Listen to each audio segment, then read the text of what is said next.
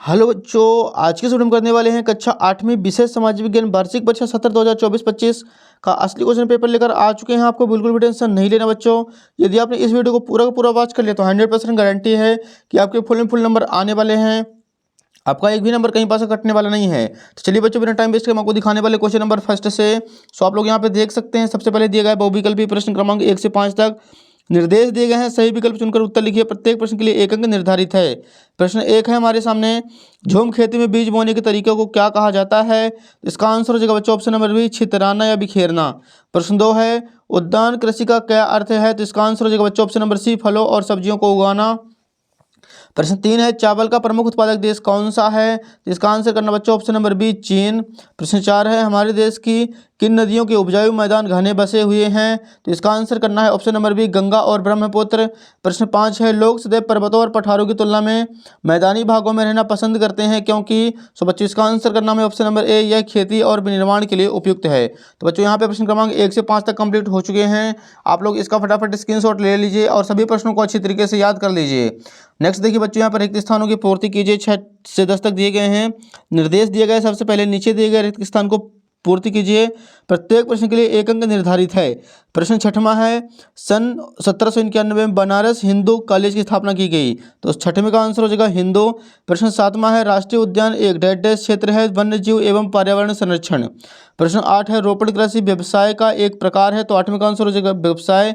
प्रश्न 9 है, संयुक्त राज्य अमेरिका में किसानी एक व्यवसायी की तरह कार्य करता है। तो 9वें का आंसर हो जाएगा व्यवसायी।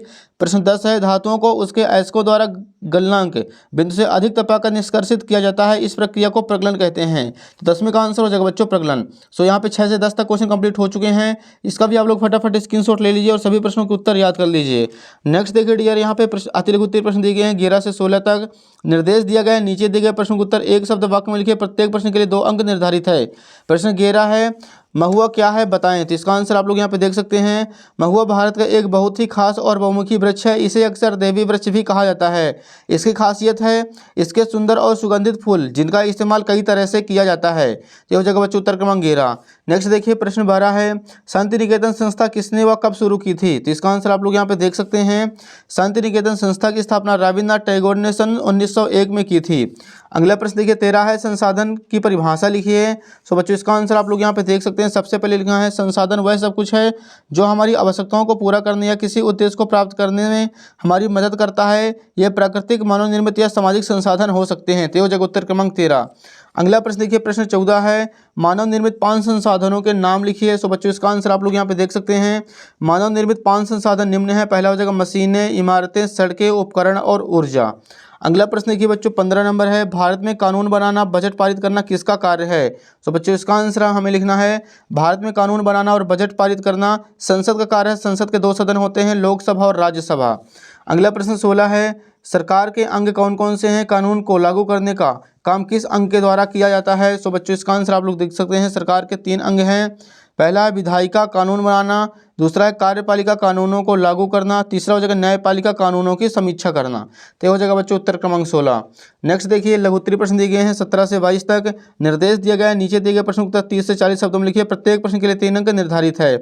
प्रश्न 17 है, 1782 में जेम्स रेनेल ने भारत का पहला मानचित्र तैयार क्यों करवाया था? जिसका आंसर आप लोग यहाँ पे देख सकते हैं। 1782 में जेम्स रेनेल ने भारत का पहला मानचित्र इसलिए तैयार करवाया था क्योंकि अंग्रेज भारत पर अपना शासन मजबूत करना चाहते हैं। एक सड़क मानचित्र बनाने के लिए उन्हें भूगोल, नदियों, सड़कों और अन्य भौगोलिक विशेषताओं के बारे में बेहतर जानकारी प्राप्त होती है। अगला प्रश्न देखिए बच्चों 18 नंबर है, 1757 में प्लासी का युद्ध किसके बीच हुआ था? इस युद्ध में किसकी जीत हुई थी? सो बच्चों इसका आंसर करना है, इस युद्ध में एक और ब्रिटिश ईस्ट इंडिया कंपनी की सेना थी तो दूसरी ओर थी बंगाल के नवाब की सेना। कंपनी की सेना ने रॉबर्ट क्लाइव के नेतृत्व में नवाब सिराजुद्दौला को हरा दिया था। इस मौके पर व्हाइट मेमोरियल ऑफ प्लासी के ठीक सामने नवाब सिराजुद्दौला की एक कांस्य प्रतिमा स्थापित की गई थी। तो यह हो जाएगा बच्चों उत्तर क्रमांक 18। नेक्स्ट देखिए 19 नंबर है, ईस्ट इंडिया कंपनी ने भारत में अपनी आमदनी बढ़ाने के लिए क्या क्या काम किया? जिसका आंसर हो जाएगा, कंपनी ने भारत में व्यापार का एकाधिकार जमाया। दूसरा पॉइंट, कंपनी ने भारत के कई हिस्सों में भू राजस्व एकत्रित किया। तीसरा हो जाएगा कंपनी के कर्मचारियों को भ्रष्टाचार के लिए प्रोत्साहन करना था। अगला प्रश्न देखिए बच्चों 20 नंबर है, किस प्रकार के उद्योग सनराइज उद्योग के नाम से जाने जाते हैं? तो बच्चों इसका आंसर करना है सनराइज उद्योग वे उद्योग होते हैं जो अभी अपनी शुरुआती अवस्था में होते हैं लेकिन तेजी से विकास कर रहे हैं। इन उद्योगों में भविष्य में काफ़ी वृद्धि की संभावना होती है। उदाहरण के लिए हम यहाँ पे बोल सकते हैं सूचना प्रौद्योगिकी, IT, बायोटेक्नोलॉजी और नवीकरणीय ऊर्जा। तो हो जाएगा बच्चों 20 का आंसर। अगला देखिए बच्चों प्रश्न 21 है, धर्म को राज्य से अलग रखना क्यों जरूरी होता है? तो इसका आंसर आप लोग यहाँ पे देख सकते हैं। सबसे पहले लिखना है धर्म को राज्य से अलग रखना इसलिए जरूरी होता है ताकि सभी नागरिकों को समान अधिकार मिल सके और किसी एक धर्म को प्राथमिकता न दी जाए। अगला प्रश्न देखिए बच्चों लास्ट क्वेश्चन 22 है, मतदान प्रक्रिया में अमिट स्याही से मतदाता की अंगुली पर निशान क्यों लगाया जाता है? तो बच्चों इसका आंसर आप लोग यहाँ पे देख सकते हैं। मतदान प्रक्रिया में अमिट स्याही से मतदाता की अंगुली पर निशान इसलिए लगाया जाता है ताकि यह सुनिश्चित किया जा सके कि कोई भी व्यक्ति एक से अधिक बार मतदान ना कर सके। अगला प्रश्न देखिए बच्चों यहाँ पे दीर्घ उत्तरीय प्रश्न दिए गए हैं 23 से 26 तक। निर्देश दिए गए नीचे दिए गए प्रश्न का उत्तर 70 से 80 शब्दों में लिखिए। प्रत्येक प्रश्न के लिए 5 अंक निर्धारित है। प्रश्न 23 है, 1857 के विद्रोह के फलस्वरूप अंग्रेजों ने नीतियों में क्या क्या बदलाव किए? प्रश्न 24 है, विश्व में कौन कौन से प्रदेश जल की कमी की समस्या का सामना कर रहे हैं? प्रश्न 25 है, हमें कितने मौलिक अधिकार प्राप्त हैं? किसी एक का वर्णन कीजिए। लास्ट क्वेश्चन 26 है, फौजदारी एवं दीवानी कानून में उदाहरण सहित अंतर स्पष्ट कीजिए।